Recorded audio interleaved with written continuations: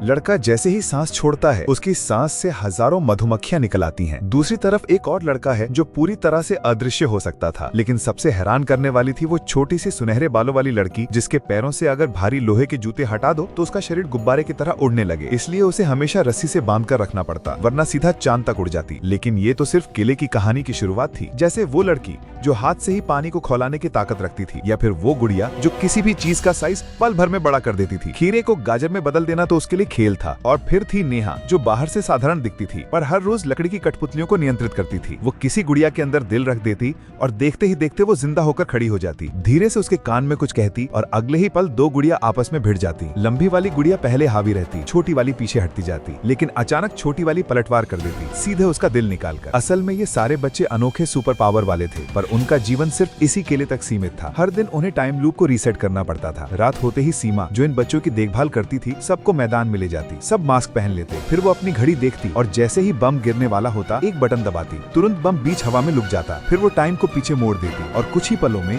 काली रात फिर से दिन में बदल जाती। दरअसल सीमा एक टाइम बर्ड थी जिसे समय को नियंत्रित करने की शक्ति मिली थी। लेकिन एक दिन अजय जो इस कहानी का मुख्य किरदार था, अचानक एक अदृश्य दानव को किले की तरफ आते देखता है। सीमा पहले से तैयार रहती है। जैसे ही दानव सामने आता धनुष तीर से उसे खत्म कर देती। अजय का असली पावर था कि वो उन अदृश्य राक्षसों को देख सकता था जिन्हें और कोई नहीं देख पाता। मगर इससे पहले कि वो कुछ समझ पाता उसे उस राक्षस का सरदार पकड़ लेता और सीमा को ब्लैकमेल करता कि वो टाइम बर्ड में बदल जाए। बच्चों की सुरक्षा के लिए वो मजबूरी में टाइम बर्ड बन जाती और पिंजरे में कैद हो जाती। असल मकसद था उसके शरीर से समय को नियंत्रित करने वाली शक्ति निकालना ताकि राक्षस हमेशा के लिए अमर हो सके।